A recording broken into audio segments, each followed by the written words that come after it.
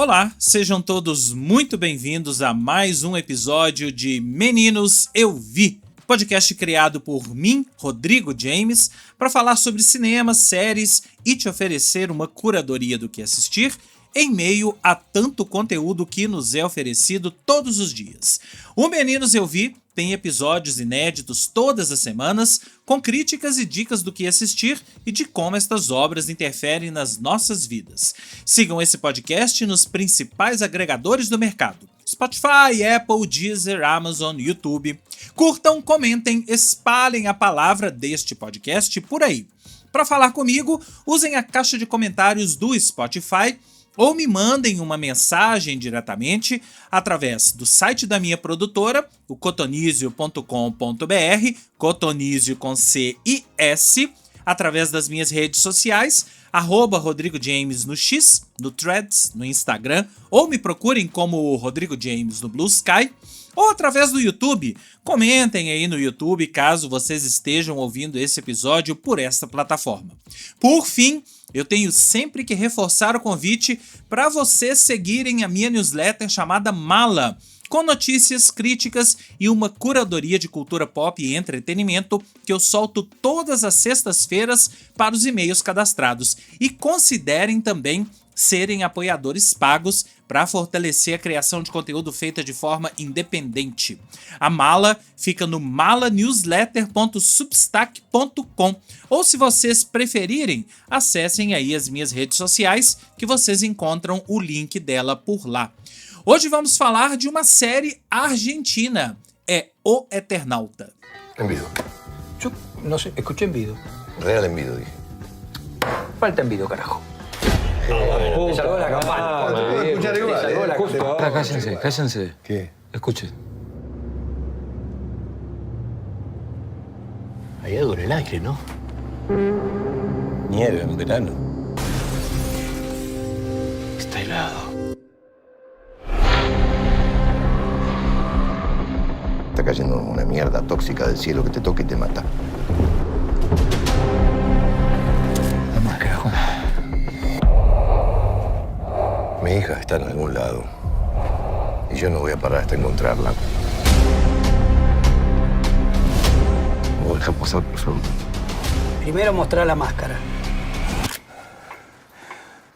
Y con eso te vas a defender. Bom, para começo de conversa, eu queria manifestar aqui o meu imenso prazer em assistir O Eternauta, não só por ser uma grande obra e baseada numa grande obra, como eu vou falar aqui para vocês, mas por ser uma série argentina. A gente sempre fala que, eu até nem concordo muito com isso não, tá? Os argentinos estão muito à frente do Brasil ou do cinema brasileiro em termos de produção. É porque de uns tempos pra cá a Argentina realmente tem feito muitas coisas legais, filmes e filmes indicados ao Oscar, filmes que ganharam Oscar, e tem pelo menos um ator argentino que eu considero um dos maiores atores da história, que é o Ricardo Darín, que está aqui em O Eternauta, mas a Argentina tem realmente conseguido conquistar os corações brasileiros, ou pelo menos os corações audiovisuais brasileiros, mas esse papo de que a Argentina produz mais coisas do que o Brasil, coisas melhores que o do Brasil, eu não concordo não, tá? No mínimo é pau a pau, mas isso é papo para outro dia, porque hoje eu queria falar de O Eternauta. Vocês bem sabem, e se não sabem eu vou contar pra vocês, eu não sou uma pessoa de gibi, de quadrinhos. Eu não tenho costume, eu não consumo, não tenho coleção em casa. Então sempre que aparece uma obra baseada em quadrinhos, uma obra audiovisual, eu vou buscar informações sobre ela. E qual não foi a minha surpresa ao me deparar com as informações sobre O Eternauta, e de cara eu já digo para vocês, eu estou procurando uma edição de O Eternauta para poder comprar. Eu sei que tem uma edição toda encadernada, bacana, da Pipoca e Nanquim, da editora Pipoca e Nanquim, e eu já estava dando uma namorada nela aqui, mas eu devo comprar uma edição de O Eternauta porque eu fiquei muito fascinado por essa obra. A série O Eternauta é baseada então nessa emblemática história em quadrinhos argentina, criada por Héctor Hermann Oesterheld, que escreveu a série, e Francisco Solano Lopes, que foi quem fez a arte. Ela foi publicada originalmente entre 1957 e 59 e teve algumas reedições. O autor modificou algumas coisas dela ao longo dos tempos. Ela foi publicada em tirinha, depois foi saindo aquelas edições com catálogos. E qual que é a importância dessa história? É considerada a maior história em quadrinhos da história da Argentina, muito porque seu autor, o Héctor Oesterheld, ele foi preso pela ditadura. Ele e as filhas foram presos pela ditadura argentina e desapareceram. Isso ainda na década de 1970. A última edição que ele mexeu de O Eternauta é da década de 1970 e depois disso ele desapareceu. Por isso é uma obra tão importante e por isso exatamente você já fica avisado que O Eternauta tem duas maneiras de ser lido, ou no caso da série, de ser visto. A primeira maneira é a aparente, é a que está ali na superfície, que é a história de ficção que eu vou contar para vocês. A segunda maneira, que é uma camada abaixo, é você ir desnudando as camadas. Tem gente que eu conheço que não gosta muito dessa história de desnudar camadas, acha que isso é uma bobagem, mas não é uma bobagem. Toda obra audiovisual tem camadas para serem desnudadas, e essa segunda camada é talvez a mais importante e talvez a mais significativa para a obra e para a história da Argentina, que é a camada política. Então eu vou falar primeiro a primeira camada e depois a gente chega nisso. Qual que é a história de O Eternauta? O Eternauta começa com um grupo de amigos, dentre eles o personagem do Ricardo Darín, que é o Juan Salvo, que se encontra ali numa sexta-feira na casa de um deles para jogar truco. Eles têm esse hábito de jogar truco todas as sextas-feiras e se encontram ali na casa de um deles para poder jogar truco. E cá entre nós, eu acho que eu sou muito burro. Eu não sabia que truco era um jogo que os argentinos também jogavam. Eu achava que era alguma coisa bem típica brasileira. Acabei de aprender isso. Enfim. E aí, durante essa noite, coisas estranhas começam a acontecer, principalmente duas coisas estranhas. A primeira é que a cidade sofre um apagão. De repente, nada funciona, os aparelhos elétricos não funcionam, a cidade toda às escuras, não funciona celular, não funciona telefone fixo, nada. Então, eles ficam ali, o que aconteceu e tal. E, de repente, eles estão no verão da Argentina, que todo mundo sabe que é um verão bem quente, ali entre o Natal e o Réveillon. E aí, de repente, começa a nevar. Começa a cair uma nevasca na Argentina e eles vão vendo pela janela que todas as pessoas que estão ali fora nessa nevasca começam a morrer, a cair. E de repente tem acidente de carro. Mas enfim, todas as pessoas que têm contato com essa nevasca começam a morrer. Então eles se trancam ali dentro daquela casa e vão tentar entender aquela história e vão tentar sair. Aí é o primeiro momento, a primeira ideia que eles têm é colocar uma roupa, é cobrir o corpo todo com casaco, com máscara, para poder sair às ruas e entender o que está acontecendo. E aí a história começa a se desenrolar, eles começam a encontrar pessoas e num primeiro momento, pessoas até muito hostis, todo mundo tentando sobreviver, cada um por si, e isso é uma história paralela de O Eternauta, como o ser humano, face a uma adversidade como essa, age ou agiria, né? Tem pessoas que são solidárias, tem pessoas que não são, e isso tá colocado pra gente o tempo todo na série. Na medida que a série vai se desenrolando, a gente começa a entender que essa nevasca nada mais é do que uma invasão alienígena. Então, lá pelo quarto episódio, e isso é de propósito, tá? Lá pelo terceiro ou quarto episódio, a gente começa a ver as criaturas, que são uma espécie de insetos gigantes que invadem a Terra e vão amedrontar a população argentina. A série é passada na Argentina, mas em um determinado momento lá, a gente fica sabendo que todo o continente americano ou sul-americano, eles não falam, eles falam americano, mas a gente sabe, por exemplo, que o sul do Brasil e o Uruguai também estão cobertos de neve, também estão passando pelo mesmo tipo de invasão. E a série, então, é toda focada nesses personagens dessa casa, capitaneados pelo personagem do Darín, que tem que sobreviver, tem que estar diante dessa nova realidade e aprender a como lidar com ela. Quem são aquelas criaturas? Elas são do bem ou do mal? Claro, devem ser do mal. Mas e o exército? E o governo da Argentina? As pessoas todas morreram? Tem sobreviventes? Onde estão esses sobreviventes? Será que a gente pode confiar? Será que a gente não tem que agir por conta própria? Será que não temos que formar pequenos grupos? Tudo isso é colocado pra gente nessa série, nessa história de O Eternauta. Então essa é a primeira camada. A primeira camada é exatamente essa história de ficção, de sobrevivência, de juntar pessoas para formar pequenos grupos, pequenas milícias, vamos dizer assim, já entrando um pouco na segunda camada, para poder sobreviver, para poder se agrupar e ter uma chance a mais de sobrevivência. A segunda camada é o que realmente importa. E se você for assistir ao Eternauta, tenha na sua cabeça que para entender o Eternauta é preciso entender essa segunda camada. Eu já falei para vocês que o Hector Oesterheld foi preso durante a ditadura e a série O Eternauta foi toda construída tendo como pano de fundo a ditadura. Então é uma série que fala de sobrevivência, de se juntar para combater um inimigo que vem para dominar, para colonizar, e fala, claro, de medo ou de medos. Será que nós devemos ter realmente medo daquelas criaturas? Será que essas criaturas são realmente as criaturas que vêm para nos colonizar, para nos assombrar?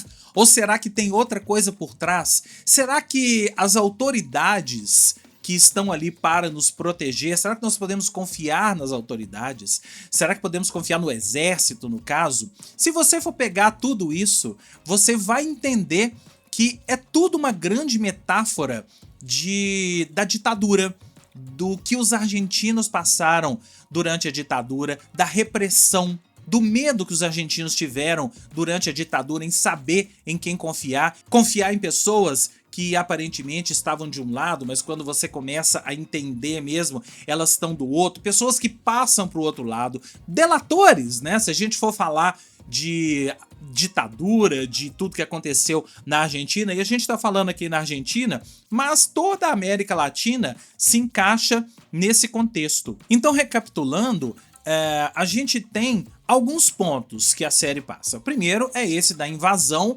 como metáfora da repressão. A nevasca é o primeiro sinal de uma invasão alienígena, silenciosa e que mata, assim como a repressão, que se abateu sobre a população argentina sem aviso algum. Os alienígenas e seus soldados representam, então, essas forças autoritárias, enquanto os sobreviventes simbolizam o povo tentando se organizar e resistir em meio a todo aquele caos. O segundo ponto é o inimigo invisível, que é uma das ideias centrais da obra. O inimigo nunca se mostra diretamente, ele opera através de camadas. Os alienígenas primeiro controlam os humanos, que controlam outros humanos, criam ali um sistema de dominação, e isso reflete também a forma de como as ditaduras operavam, com agentes secretos, censura, delações, desaparecimentos, fazendo com que a identificação de quem era o verdadeiro responsável pelo terror ficasse muito mais difícil. O terceiro ponto é a história da resistência e da coletividade. O personagem do Darín, o Juan Salvo e todo aquele grupo, eles se tornam um exemplo de resistência coletiva. Ao invés de ter um só herói, a história, o Eternauta, enfatiza que é importante as pessoas se juntarem, é importante agir em grupo, é importante a solidariedade, é importante a organização de popular, que é um eco direto das estratégias de sobrevivência e luta que foram utilizadas na época, por exemplo, pelas mães da Praça de Maio, que resistiram à ditadura. Todo mundo conhece a história, procurando seus filhos, e até hoje esse movimento é muito forte na Argentina. E sim, o Eternauta é, em sua essência, um convite à lembrança e à vigilância.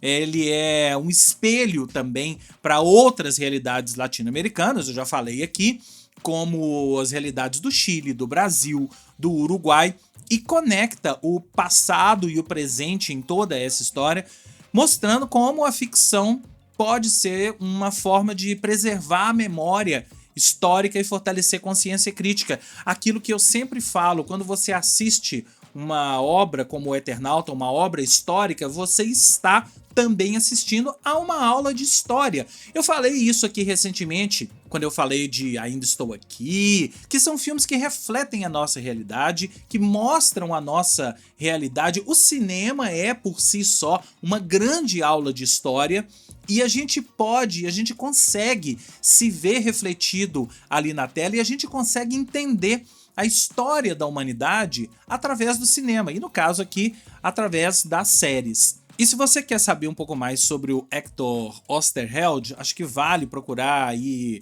no Google, procurar informações dele, mas eu já adianto aqui, ele reescreveu essa história em 1976, e imagina, antes era 1957, né, que eu falei para vocês no início. Ele reescreveu em 76 e deu à história um tom ainda mais político, isso pouco antes dele ser sequestrado e desaparecer. Ele militava na Montoneiros, que era um grupo guerrilheiro de esquerda. Foi preso pelos militares e tanto ele quanto suas 4 filhas foram desaparecidos políticos, mortos pelo regime e seus corpos nunca encontrados. A própria vida de Oesterheld tornou-se parte do legado dessa obra, que passou a simbolizar a tragédia de uma geração inteira silenciada pela violência de Estado. Eu falei aqui de Ainda Estou Aqui, mas tem um paralelo muito grande com o filme brasileiro vencedor do Oscar, que também tratava da ditadura, que também tratava da repressão, que também tratava de desaparecidos políticos. Se a gente for pegar essas duas obras, a gente consegue tranquilamente achar paralelos. Claro que são duas obras completamente diferentes, abordagens completamente diferentes. Eu Ainda Estou Aqui tá muito mais na cara, é uma história quase que um documentário. Aqui não, aqui tudo é uma grande metáfora. A invasão alienígena é a grande metáfora para a ditadura, mas basta um pouquinho de contexto, e eu acho que contexto em obras como o Eternauta são extremamente importantes para a gente entender o que a gente está vendo. E aí, voltando à série, eu não quero entrar no final, porque se você for procurar aí no YouTube, você já vai achar milhões daqueles vídeos. O que significa o final de O Eternauta? Para entender o final de O Eternauta, por que aquilo aconteceu com aqueles personagens, blá blá blá blá. Eu não vou entrar nisso porque eu não quero, claro, dar mais spoilers aqui. Eu só quero falar que sim, a série deixa um gancho para uma possível segunda temporada. Eu nem sei se teremos uma segunda temporada, vai depender muito, a gente sabe como as coisas funcionam, vai depender muito da Netflix, do sucesso dessa história na Netflix, mas deixa um senhor gancho para a segunda temporada, e tem um final, eu diria, bastante curioso. A gente até vai vendo coisas durante a temporada que se refletem ali naquele final, mas eu achei o final bastante curioso e já tô esperando por uma segunda temporada, tomara que façam. Por fim, eu queria falar de Ricardo Darín, que eu disse no início e eu reitero. Eu acho que o Darín não é só o maior ator da Argentina nos dias de hoje. É talvez o maior ator da Argentina, da história da Argentina. E eu acho que é hoje um dos maiores atores vivos. E o Darín, nessa série, ele consegue, com aqueles olhos claros que ele tem, ele consegue nos mostrar muito bem o que está passando dentro daquela cabeça, o que tá passando ali no seu íntimo, até porque grande parte das cenas ele tá ali atrás de uma máscara. Então ele precisa passar a emoção, precisa passar o que ele tá sentindo atrás de uma máscara, como se fosse uma máscara de mergulho. Ele tá ali atrás daquela máscara e a gente vê aqueles olhos, a gente vê aquela expressão. Aliás, uma coisa em O Eternauta que eu tive um pouco de dificuldade é entender quem é quem quando as pessoas estão nos trajes ali nas ruas, porque os trajes são todos mais ou menos iguais, casacos, máscaras, tipo balaclava, chapéu, etc. Então você às vezes perde quem é quem. Quem são essas pessoas que estão ali? Até você entender, até eles tirarem a máscara, ou então até eles terem uma atitude, agirem de uma determinada maneira para você entender. Ah, então esse é o fulano. Mas pode ser que isso seja um pouco difícil às vezes para entender, para você captar, até você entender quem é aquela pessoa. Mas isso é um problema menor em O Eternauta. Então é isso, acho que eu consegui passar todo o espírito de O Eternauta, tudo que você precisa saber para entender essa obra mais do que importante para a cultura latino-americana, para o continente latino-americano, em especial a Argentina, claro, mas que dá também para a gente estender para todo o continente americano, e nós aqui brasileiros conseguimos tranquilamente nos identificar de certa forma, nos identificar até um pouco mais do que outras pessoas em outros continentes, nos Estados Unidos, na Europa, vão gostar de O Eternauta, vão entender o contexto, mas aqui a gente acaba se identificando um pouco mais por isso tudo que eu falei. Assistam O Eternauta, eu dou 4 estrelas para essa primeira temporada da série, já estou ansiosamente esperando pela segunda. É uma série muito fácil de ver, são 6 episódios, você dá uma maratonada, eu maratonei em um dia só, muito fácil de assistir. E depois me contem o que vocês acharam de O Eternauta, e se você souber aí também de um link com desconto para comprar. Atenção, editora Pipoca e Nanquim, se quiser me mandar com desconto, se quiser me mandar um exemplar, eu tô aqui querendo, mas se você souber de um link com desconto para comprar o livro O Eternauta, me fale que eu quero saber. Para falar comigo, você já sabe, só usar a caixa de comentários do Spotify ou me mandar uma mensagem diretamente através do site da minha produtora, o cotonizio.com.br, cotonizio com C e S, através das minhas redes sociais, @RodrigoJames no X, no Threads, no Instagram ou no Blue Sky, ou através do YouTube. Comentem aí no YouTube caso vocês estejam ouvindo este episódio por esta plataforma. O Meninos Eu Vi fica por aqui e eu volto na semana que vem com mais críticas e dicas do que assistir. Um grande abraço e até lá!